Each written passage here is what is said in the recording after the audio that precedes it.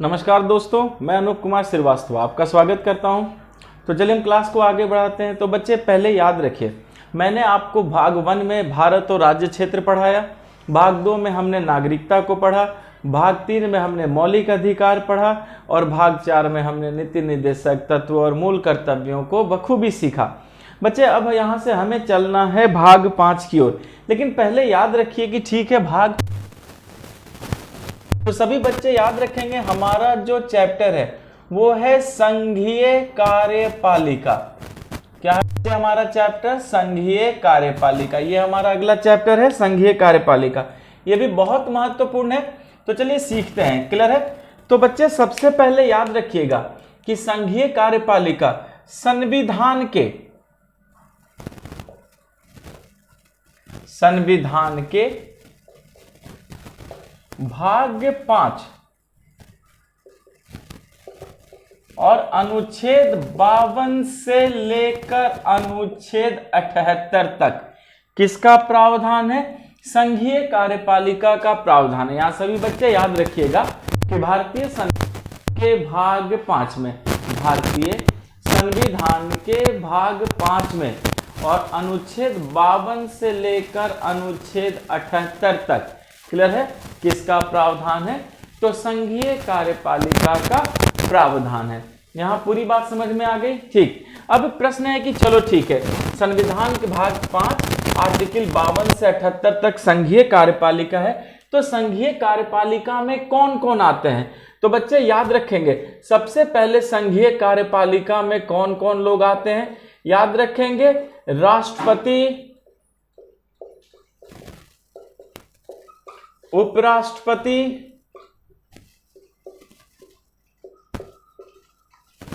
प्रधानमंत्री,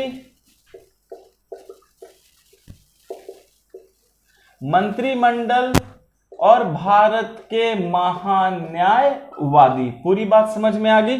तो बच्चे सबसे पहले जान लेना है कि संविधान के भाग 5 अनुच्छेद 52 से लेकर अनुच्छेद 78 तक संघीय कार्यपालिका है, जिसके तहत भारत के राष्ट्रपति, उपराष्ट्रपति, प्रधानमंत्री, मंत्रिमंडल और भारत के महान्यायवादी क्या हैं, इसमें शामिल होते हैं। पूरी बात आपको समझ में आ चुकी है? तो बच्चे अब हमें संघीय कार्यपालिका के चैप्टर को जो शुरू करना है, तो फर्स्ट ऑफ ऑल हमें सबसे पहले यह जानना है कि संघीय कार्यपालिका चैप्टर का हम प्रारंभ किससे करेंगे। पहले याद रखिएगा कि संविधान के भाग 5 और अनुच्छेद 52 से लेकर 78 तक, 52 से लेकर 78 तक संघीय कार्यपालिका है, जिसमें राष्ट्रपति, उपराष्ट्रपति, प्रधानमंत्री, मंत्रिमंडल और भारत के महान्यायवादी के बारे में हमें पूरी जानकारी रखनी है। यहां आपको पूरी बात समझ में आ गई बच्चे? चलिए अब हम इसमें शुरू करेंगे कहां से? राष्ट्रपति से। और बच्चे एक एक करके हमें सारी चीजों को कवर करना है। यहां आपको पूरी बात समझ में आ गई? तो बच्चे संघीय कार्यपालिका में हमारा जो पहला चैप्टर है या पहला पॉइंट कह सकते हैं, पहली हेडिंग कह सकते हैं बच्चे, वो हमारी पहली हेडिंग है भारत के राष्ट्रपति। क्लियर है बच्चे? राष्ट्रपति। चलिए अब राष्ट्रपति को पढ़ना शुरू करते हैं। तो सबसे पहले मैं आपको एक बात बता दूं बच्चे, कहा जाता है कि जो राष्ट्रपति हैं, पहले इनके बारे में एक बार आप लोग अच्छे से समझ लें। राष्ट्रपति ही राज्य या राष्ट्र के अध्यक्ष हैं। पहली बात याद रखना है बच्चे कि भारत के अध्यक्ष या राज्य और राष्ट्र के अध्यक्ष कौन है? वही है भारत के राष्ट्रपति। फिर याद रखेंगे कि भारत के राष्ट्रपति ही हमारे देश के पहले प्रथम नागरिक हैं। पूरी बात समझ में आ गई? ठीक। तो याद रखिएगा कि राज्य और राष्ट्र के अध्यक्ष कौन है? राष्ट्रपति। भारत के प्रथम नागरिक कौन है? राष्ट्रपति हैं। और याद रखेंगे बच्चे कि वैश्विक स्तर पर भारत के प्रतिनिधि, इस बात को भी याद रखिएगा, वैश्विक स्तर पर भारत के प्रतिनिधि भी कौन है? तो हम क्या कहेंगे? भारत के राष्ट्रपति हैं। पूरी बात समझ में आ गई बच्चे? इस बात को भी याद रखिएगा कि वैश्विक स्तर पर अगर कोई भारत का प्रतिनिधित्व करता है तो वो भी कौन है? राष्ट्रपति।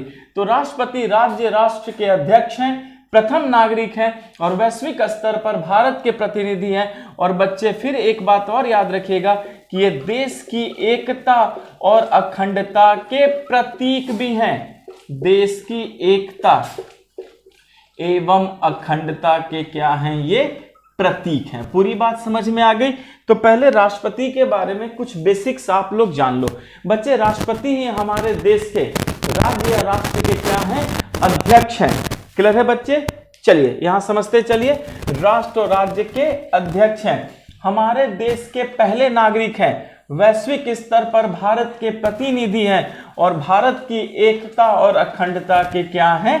प्रतीक हैं। स्पष्ट है? या हम ऐसे कह सकते हैं बच्चे कि सबसे ज्यादा शक्तिशाली यही है, क्योंकि ये हमारे देश के क्या हैं?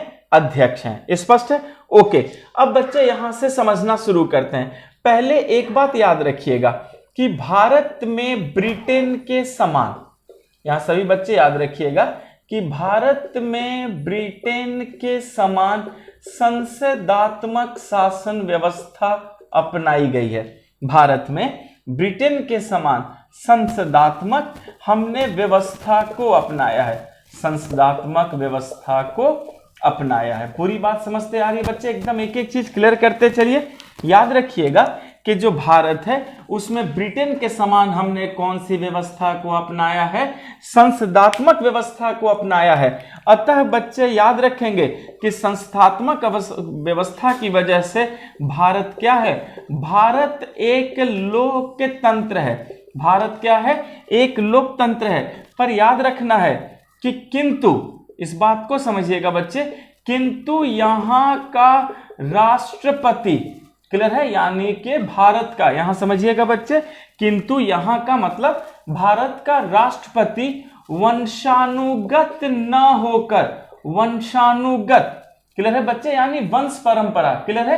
वंशानुगत न होकर, वंशानुगत न होकर निर्वाचित है, वंशानुगत न होकर निर्वाचित है।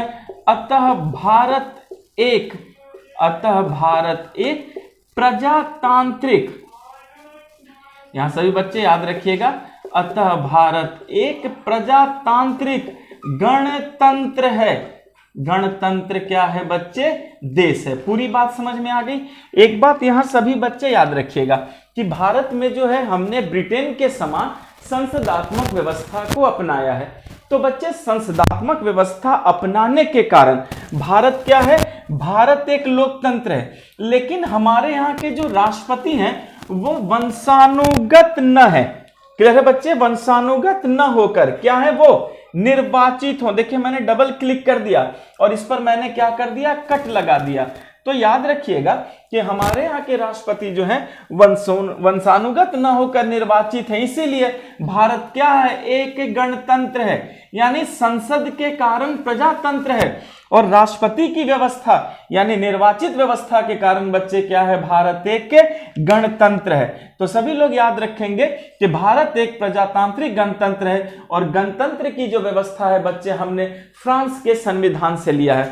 इस बात को सभी बच्चे याद रखेंगे कि हमने गणतंत्र की व्यवस्था किस देश से लिया है? तो हम लोगों ने क्या बच्चे?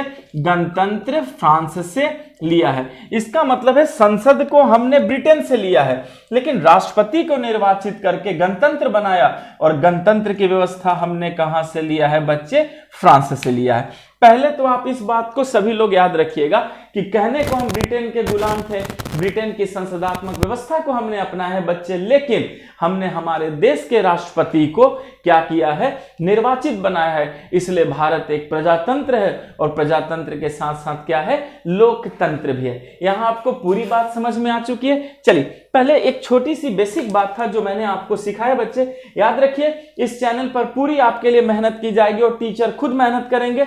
मैं कोई डिजिटल बोर्ड पर नहीं पढ़ाता कि डिजिटल बोर्ड पर सारी चीजें हो और मैं बस आपको समझाता चलो, बताता चलो। नहीं बच्चे, यहां पर मैं खुद मेहनत करूंगा, आप एक एक चीज को सीखेंगे और मेरे साथ साथ नोट्स बनाते चलेंगे ताकि आपके एक एक प्रश्न बने और कोई भी प्रश्न आपका गलत नहीं हो। यहां पूरी बात समझ में आ गई? पहले मैं मिटा दूं इसे सभी बच्चे?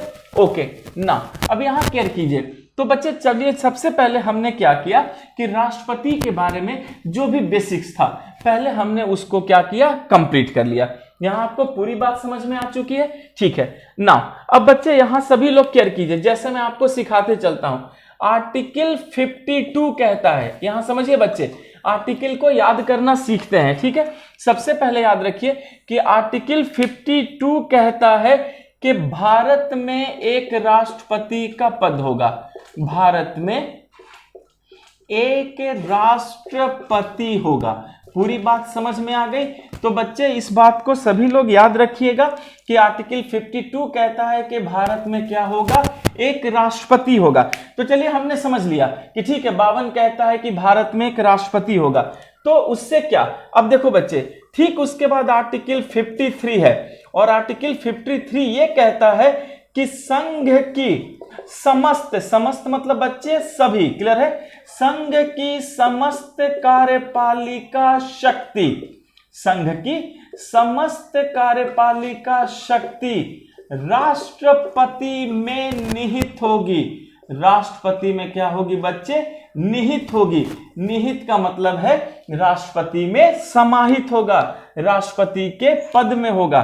तो इस बात को नहीं भूलना है। आर्टिकल 52 कहता है कि भारत में एक राष्ट्रपति होगा, और आर्टिकल 53 कहता है कि संघ की जितनी भी कार्यपालिका शक्ति होगी वो सब के सब किसके अंदर निहित होगी? राष्ट्रपति में निहित होगी। पूरी बात पहले समझ में आ गई? तो याद रखिएगा बच्चे कि आर्टिकल 52 भारत में एक राष्ट्रपति हो, पर आर्टिकल 53 ये कहता है कि संघ की समस्त कार्यपालिका शक्ति, यानी भारत सरकार की जितनी भी कार्यपालिका शक्ति है, सब किसके अंदर निहित है? वो सब राष्ट्रपति में निहित है। अच्छा, अब देखिए फिर क्या है, एवं, अब यहां देखिए बच्चे, एवं राष्ट्रपति अपनी शक्तियों का प्रयोग, एवं राष्ट्रपति अपनी शक्तियों का प्रयोग, बच्चे बहुत इजी है, सीखिए। एवं राष्ट्रपति अपनी शक्तियों का प्रयोग अपने अधीनस्थ अधिकारी, अपने अधीनस्थ अधिकारी, बच्चे अधीनस्थ का मतलब है जो उनके अधीन हो, क्लियर है? यहां देखिए, राष्ट्रपति अपनी शक्तियों का प्रयोग अपने अधीनस्थ अधिकारियों के माध्यम से करेगा, अपने अधीनस्थ अधिकारियों के माध्यम से करेगा। पूरी बात समझ में आ गई? तो यहां सभी बच्चे ध्यान दीजिए कि संघ की समस्त कार्यपालिका शक्ति राष्ट्रपति में होगी, और राष्ट्रपति अपनी शक्तियों का प्रयोग अपने अधीनस्थ अधिकारी के माध्यम से करेंगे। इसका मतलब है कि राष्ट्रपति अपनी शक्तियों के प्रयोग के लिए मुक्त नहीं है। यहां सभी बच्चे याद रखिए, आर्टिकल 52 कहता है कि भारत में एक राष्ट्रपति का पद होगा। सभी बच्चे बोर्ड पे ध्यान से देखिए, आर्टिकल 52 कहता है कि भारत में एक राष्ट्रपति का पद होगा, और आर्टिकल 53 ये कहता है कि संघ की समस्त कार्यपालिका शक्ति राष्ट्रपति में है। यानी भारत सरकार की जितनी भी शक्तियां हैं वो सब किसे मिली है? राष्ट्रपति को मिली है। लेकिन बच्चे अगली लाइन ये कहा जा रहा है कि राष्ट्रपति अपनी शक्तियों का जो प्रयोग है वो अपने अधीनस्थ अधिकारियों के माध्यम से करेंगे। यानी राष्ट्रपति खुद अपनी शक्ति का प्रयोग नहीं करेंगे। जब भी उन्हें अपनी शक्ति का प्रयोग करना होगा तो वो अपने अधीनस्थ अधिकारी की मदद से करेंगे। इसका मतलब है बच्चे, जैसा अधीनस्थ अधिकारी कहेंगे या करेंगे वैसे ही राष्ट्रपति अपना काम करेंगे। क्लियर हो गया? तो अब पता करो कि अधीनस्थ अधिकारी का मतलब क्या है। यहां अधीनस्थ अधिकारी किसे कहा गया है? अब देखो बच्चे, तुरंत आगे सीखो, अधीनस्थ अधिकारी। अच्छा बच्चे, एक चीज क्लियर कीजिएगा, तो क्या कहा गया है कि राष्ट्रपति अपनी शक्तियों का प्रयोग अपने अधीनस्थ अधिकारियों की मदद से करेंगे। इसका मतलब है कि राष्ट्रपति जब भी शक्ति का प्रयोग करेंगे तो इनकी मदद लेंगे। इसका मतलब क्या हुआ बच्चे कि अतः राष्ट्रपति नाम मात्र के, यानी सिर्फ कहने को, या औपचारिक मतलब बच्चे बोलचाल में, स्पष्ट है? तो याद रखिएगा, अतः राष्ट्रपति नाम मात्र या औपचारिक रूप से कार्यपालिका प्रधान है। पूरी बात समझ में आ गई बच्चे? अतः ये औपचारिक रूप से या सिर्फ नाम मात्र के कार्यपालिका प्रधान है। यहां सभी बच्चे याद रखिएगा कि राष्ट्रपति अपनी शक्ति का प्रयोग अधीनस्थ अधिकारी के माध्यम से करेंगे। अपनी मर्जी से तो चल भी नहीं सकते, तो जब अपनी मर्जी से नहीं कर सकते तो फिर नाम मात्र के हो गए या कहने को हो गए। तो सभी बच्चे याद रखिएगा कि भारत सरकार की समस्त कार्यपालिका शक्ति राष्ट्रपति में है, लेकिन राष्ट्रपति जो है नाम मात्र के या सिर्फ औपचारिक रूप से कार्यपालिका के क्या है, प्रधान है। समझ में आया? तो याद रखिएगा कि राष्ट्रपति नाम मात्र का या औपचारिक रूप से ही कार्यपालिका के क्या है, प्रधान है। चलिए अब तुरंत आगे लाइन जोड़ते हैं बच्चे। यहां पर देखिए, कार्यपालिका प्रमुख कह लीजिए, कार्यपालिका प्रधान। अब देखिए, अब जरा देखते हैं कि अधीनस्थ अधिकारी का क्या होता है।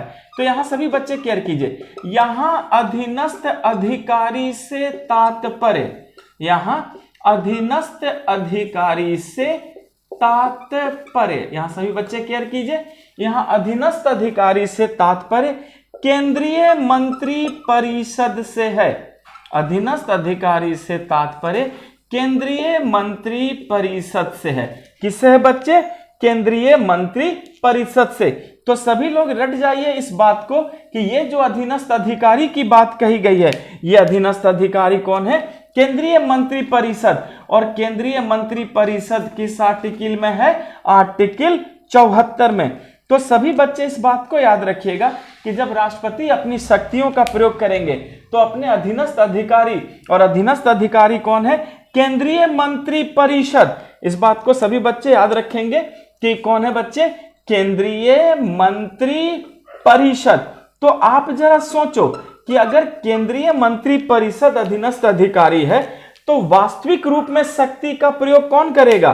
तो केंद्रीय मंत्री परिषद करेगी, क्योंकि राष्ट्रपति तो सिर्फ नाम मात्र के हो गए। जैसे केंद्रीय मंत्री परिषद कहेगी वैसा राष्ट्रपति कहेंगे। तो बच्चे अब बताइए, तो संघ का वास्तविक कार्यपालिका प्रमुख कौन हो गया? हम क्या कहेंगे?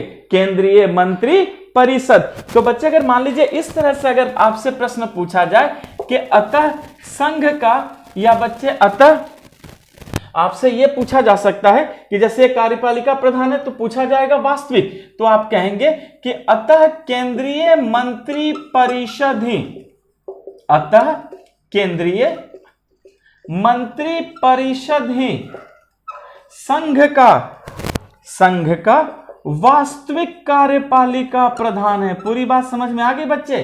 वास्तविक कार्यपालिका प्रधान है, वास्तविक कार्यपालिका प्रधान है। स्पष्ट है? तो अगर मान लीजिए एग्जाम में आपसे पूछा जाता है कि बताओ संघ का कार्यपालिका प्रधान कौन है, आप बोलना जी राष्ट्रपति। लेकिन अगर उन्होंने ये पूछा कि वास्तविक कार्यपालिका प्रधान कौन है, वास्तविक, तो आप क्या बोलिएगा? केंद्रीय मंत्री परिषद। ये यहां आपको पूरी बात समझ में आ गई। तो सभी बच्चे इस बात को भूलेंगे नहीं कि राष्ट्रपति अपनी शक्तियों का प्रयोग अधीनस्थ अधिकारी के माध्यम से करते हैं, इसलिए ओरिजिनल शक्ति तो अधीनस्थ अधिकारी के पास है और अधीनस्थ अधिकारी केंद्रीय मंत्री परिषद है। अतः केंद्रीय मंत्री परिषद ही बच्चे भारत का, संघ का या केंद्र का वास्तविक कार्यपालिका प्रधान है। यहां तक आपको पूरी बात समझ में आ चुकी है? ठीक है, चलिए बच्चे, अब हमने यहां तक तो सारी बातों को सीख लिया कि क्या है राष्ट्रपति की बात। अब जरा देखते हैं, पहले मैं मिटाऊं इसे। सभी बच्चों ने लिख लिया? चलिए हम क्लास को आगे बढ़ाते हैं बच्चे, ये भूलेंगे नहीं। जनरली यहां से आपसे प्रश्न पूछे जाते रहे हैं, तो कभी भी अगर ऐसे प्रश्न कोई भी होंगे आप आराम से प्रश्नों को बना सकते हैं, आपको कोई परेशानी नहीं होगी।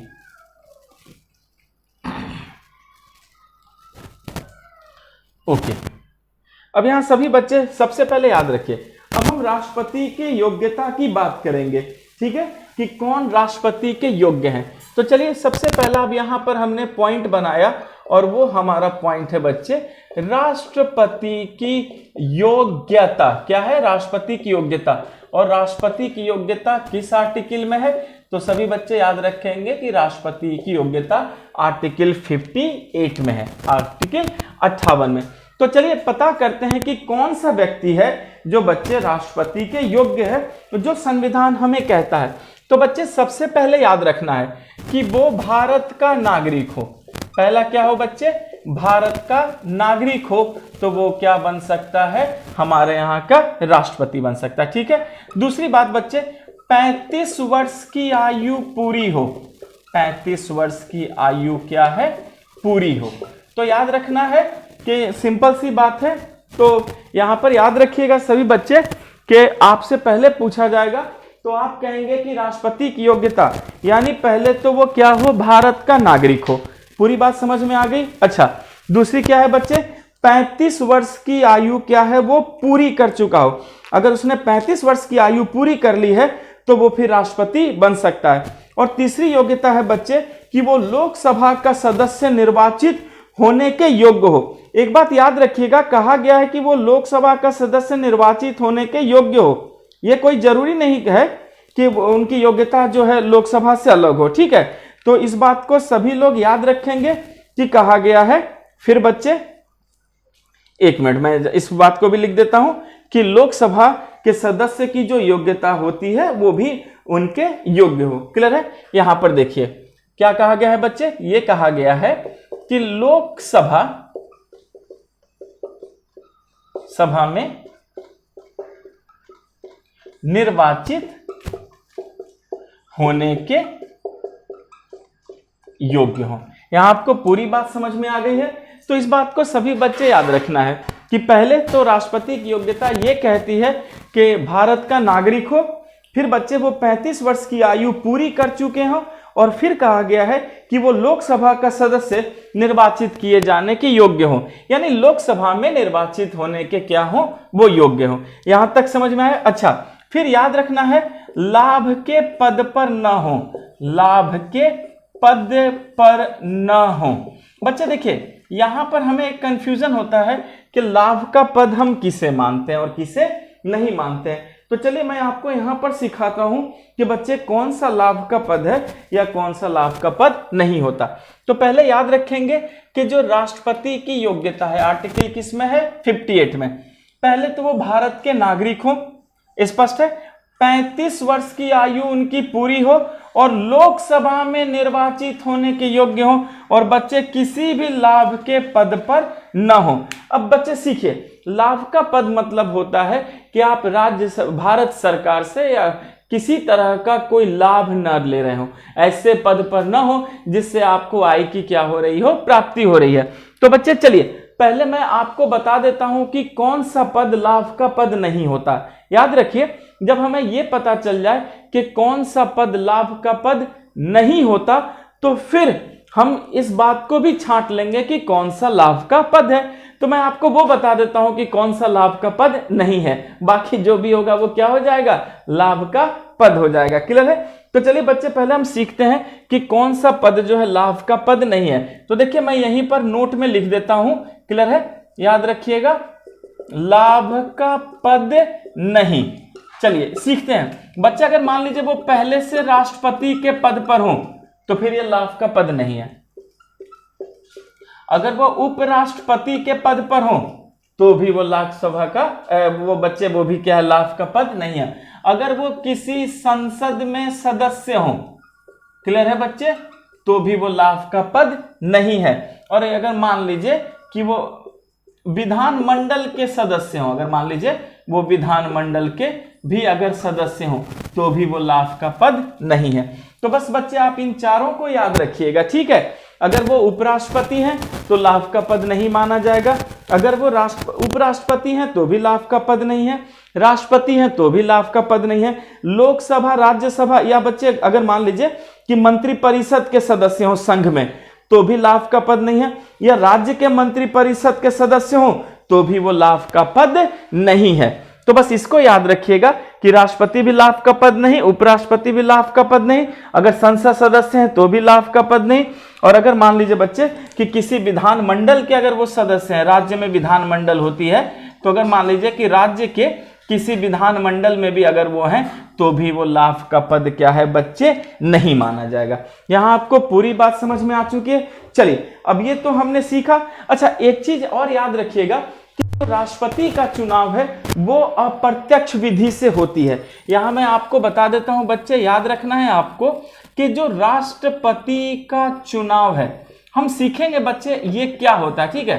राष्ट्रपति का चुनाव अप्रत्यक्ष विधि से होती है, राष्ट्रपति का चुनाव अप्रत्यक्ष विधि से होती है। पूरी बात समझ में आ गई बच्चे। चलिए, तो हमें सीखना है कि आखिर ये अप्रत्यक्ष विधि क्या होता है। तो सभी बच्चे इस बात को याद रखिएगा कि जो राष्ट्रपति का चुनाव है वो कैसी विधि से होती है, तो हम क्या कहेंगे, अप्रत्यक्ष विधि से। बच्चे, प्रत्यक्ष का मतलब होता है जिसमें हम और आप खुद जाते हों और इलेक्शन में वोट देते हों, लेकिन अप्रत्यक्ष का मतलब होता है बच्चे जिसमें जनता की प्रत्यक्ष सहभागिता नहीं होती, यानी जनता सामने से जाकर वोट नहीं देती, जनता के चुने हुए प्रतिनिधि ऐसे चुनने का काम करते हैं, तो हम उसी को क्या कहते हैं, अप्रत्यक्ष विधि कहते हैं। तो इस बात को सभी लोग याद रखिएगा कि जो राष्ट्रपति का इलेक्शन है वो क्या है बच्चे, वो अप्रत्यक्ष विधि से होता है। यहां आपको पूरी बात समझ में आ गई है। चलिए मैं मिटाऊं इसे, सभी लोगों ने लिख लिया, ओके। चलिए हम आगे बढ़ते हैं और एक एक चीज को बखूबी सीखते हैं। बहुत इजी है, बस जैसे बोल रहा हूं मेरे साथ चलते रहिए ताकि हम सारी चीजों को अभी कवर कर लेते हैं। ओके, अब यहां पर बच्चे एक बात याद रखना है सभी लोगों को, अप्रत्यक्ष विधि से होता है। अच्छा देखिए, कहा जाता है कि कम से कम 50 सदस्य नामित करें, यानी जो राष्ट्रपति बनना है बच्चे, उसमें क्या कहा गया है कि कम से कम 50 सदस्य जो हैं उनको नामित करें, मतलब कि उनका नाम दें। समझ में आया बच्चे, उनका नाम दें, उन्हें नामित करें। और यह भी कहा गया है कि कम से कम 50 सदस्य नामित तो करें ही, नामांकन तो करें ही, और कम से कम 50 सदस्य फिर उनका क्या करें, समर्थन भी करें। क्लियर हो गया? तो इस बात को सभी बच्चे याद रखिएगा कि राष्ट्रपति के लिए जब आप फॉर्म भरने जाएंगे, ठीक है, अप्लाई के लिए जाएंगे, तो कम से कम 50 सदस्य जो हैं बच्चे, मतदाताओं द्वारा आपके नामांकन पत्र का प्रस्ताव होना चाहिए। क्लियर है? आप नामित करें, आप ऐसे भी कह सकते हैं बच्चे कि कम से कम 50 सदस्य क्या करें, उनके नाम का प्रस्ताव करें, और प्रस्ताव के साथ ही साथ कम से कम 50 सदस्य क्या करें बच्चे, समर्थन भी करें। तो जब समर्थन करेंगे तभी जाकर के हम राष्ट्रपति के इलेक्शन की बात कर सकते हैं। यहां आपको पूरी बात समझ में आ चुकी है? ठीक है ना। तो बच्चे अब चलिए, यहां तक तो हमने राष्ट्रपति की योग्यता को बखूबी सीखा है। अब हमें सीखना है राष्ट्रपति का निर्वाचन मंडल, जो बहुत इंपॉर्टेंट है। क्लियर है? यहां सभी बच्चे ध्यान दीजिए। राष्ट्रपति का निर्वाचक मंडल, इलेक्टोरल कॉलेज ऑफ प्रेसिडेंट, निर्वाचक मंडल। और बच्चे, राष्ट्रपति का जो निर्वाचक मंडल है वो किस आर्टिकल में है? वो है आर्टिकल 54। पूरी बात समझ में आ गई? ठीक है। चलिए अब यहां सभी बच्चे केयर कीजिए कि राष्ट्रपति के निर्वाचक मंडल में, बच्चे एक बात याद रखिएगा, निर्वाचक मंडल का मतलब होता है कि वैसे लोग जो राष्ट्रपति के चुनाव में क्या करेंगे, भाग लेंगे। तो देखिए बच्चे, कौन कौन भाग लेंगे, यहीं पर याद कीजिए, कुछ भी नहीं रटना आप लोगों को। देखिए मैंने क्या लिखा, लोकसभा एवं राज्यसभा के निर्वाचित सदस्य। सभी बच्चे इस बात को रट जाएं, लोकसभा और राज्यसभा के कौन से सदस्य, निर्वाचित। मैंने क्या कहा है बच्चे, निर्वाचित कहा है, नामित नहीं कहा है। इसीलिए सभी लोग याद रखेंगे कि राष्ट्रपति के इलेक्शन में लोकसभा और राज्यसभा के सिर्फ निर्वाचित सदस्य आएंगे और कोई नहीं आएगा, सिर्फ निर्वाचित सदस्य। उसी तरह बच्चे याद रखेंगे कि राज्य विधानसभा, देखिए मैंने विधानसभा लिखा है, क्लियर है, राज्य विधानसभा के निर्वाचित सदस्य, राज्य विधानसभा के निर्वाचित सदस्य, कोई मनोनीत वगैरह नहीं कहा मैंने। और मैंने राज्य का क्या कहा है बच्चे, विधानसभा कहा है, परिषद नहीं कहा। तो सभी बच्चे इस बात को याद रखना है कि लोकसभा और राज्यसभा के सिर्फ निर्वाचित सदस्य आएंगे, मनोनीत सदस्य नहीं आएंगे। उसी तरह राज्यों की जो विधानसभा है उसके सिर्फ निर्वाचित सदस्य होंगे। और बच्चे, अगर आपको लगता है कि विधान परिषद में भी तो निर्वाचित और मनोनीत दोनों होते हैं, यहां केयर कीजिए, निर्वाचित भी होते हैं और क्या होते हैं बच्चे, मनोनीत भी होते हैं। तो मैं यहां आपको साफ बोल देता हूं, नहीं आते हैं। आप कंफ्यूज नहीं होंगे। स्पष्ट है तो सिंपल तरीके से याद रखिएगा, लोकसभा और राज्यसभा के सिर्फ निर्वाचित सदस्य आएंगे, उसी तरह राज्य के विधानसभा के निर्वाचित सदस्य आएंगे, विधान परिषद का कोई नहीं आएगा बच्चे, चाहे वो निर्वाचित ही क्यों ना हो। पूरी बात यहां समझ में आ चुकी है। Thank you class.